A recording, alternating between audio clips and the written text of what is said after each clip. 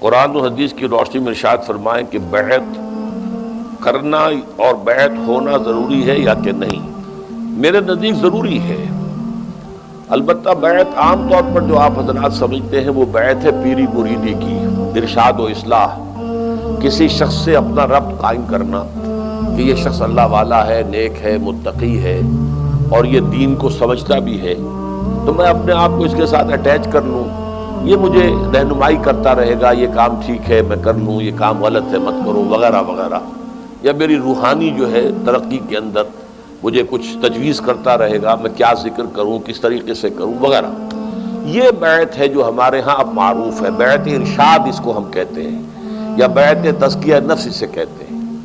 اس کے لیے بھی اگرچہ میرے نزدیک اس کے لیے دلائل ہیں، اور بیعت عقبہ اولیٰ جو ہے در حقیقت میرے نزدیک وہ سنت کے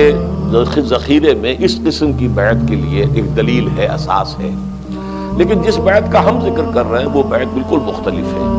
وہ بیعت ہے بیعت جماعت، کسی جماعت میں شامل ہونے کے لیے بیعت کرنا کہ آپ جو حکم دیں گے میں مانوں گا،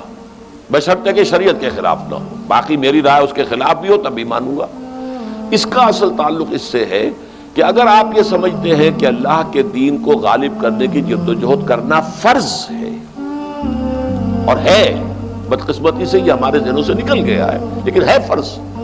اگر بندہ مومن جو ہے وہ باطل کے غلبے کے تحت زندگی گزار رہا ہے تو اس کا فرض عین ہے کہ اس باطل کے غلبے کو ختم کر کے اللہ کے دین حق کے غلبے کی جدوجہد کرے۔ اس جدوجہد کے لیے کسی نہ کسی جماعت میں ہونا لازم ہے، جیسے نماز آپ نہیں پڑھ سکتے بغیر وضو کے، ایسے ہی یہ جدوجہد بغیر جماعت کے نہیں ہو سکتی۔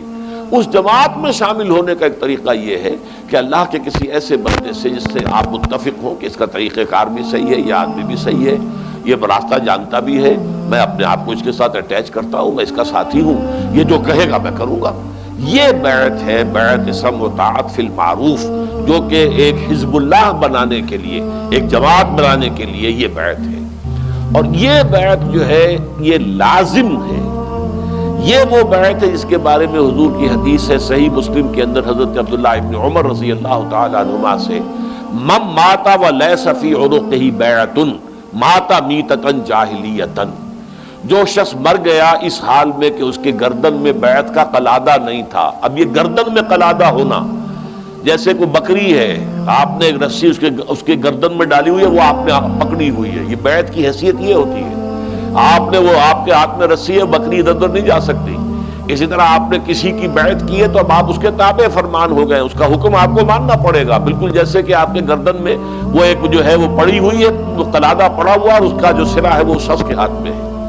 تو جو شخص مرا اس حال میں وَلَيْسَ فِي عُنُقِهِ بَيْعَةٌ، اس کی گردن میں بیعت کا قلادہ نہیں تھا، فَقَدْ مَاتَ مِيتَةً جَاهِلِيَّةً، تو وہ جاہلیت کی موت مرا ہے۔ لیکن اس حدیث کو میں جو اس کی وضاحت کرتا ہوں وہ یہ کہ دو ہی شکلیں ممکن ہیں، یا تو مثلا جیسے ہمارے پڑوسی ملک افغانستان میں کہ ایک ملک ایسا ہے جس میں کہ بیعت کی بنیاد پر نظام حکومت قائم ہے، اب وہ امیر المومنین ہے ملا عمر صاحب، ان کے ہاتھ پر بیعت ہے، یا جیسے کہ حضرت عمر فاروق کے ہاتھ پر بیعت تھی، حضرت ابو بکر کے ہاتھ پر بیعت تھی، حضرت علی حضرت عثمان کے ہاتھ پر بیعت تھی رضی اللہ تعالیٰ عنہم اجمعین۔ یا تو یہ بیعت ہوگی، اچھا فرض کیجئے نظام نہیں ہے، نظام باطل کا ہے، سیکولر نظام ہے، ملحدانہ نظام ہے، کافرانہ نظام ہے، تو وہ اسلام کا نظام کیسے آ جائے گا جب تک کہ جدوجہد نہ ہو؟ جدوجہد کیسے ہوگی جب تک جماعت نہ ہو؟ تو جو جماعت کا امیر ہوگا اس سے بیعت کی جائے گی۔ تو ظاہر بات ہے دو کے سوا تیسری شکل کوئی نہیں، یا تو اسلامی نظام قائم ہے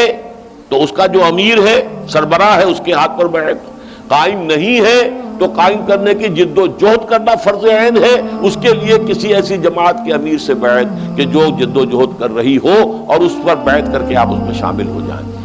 اس اعتبار سے میرے نزدیک یہ بیعت جو ہے، جو الفاظ آئے ہیں من مات ولیس فی عنقہ بیعۃ مات میتۃ جاہلیۃ، 100% صحیح ہے، درست ہے، اور اس میں کوئی استثناء موجود نہیں۔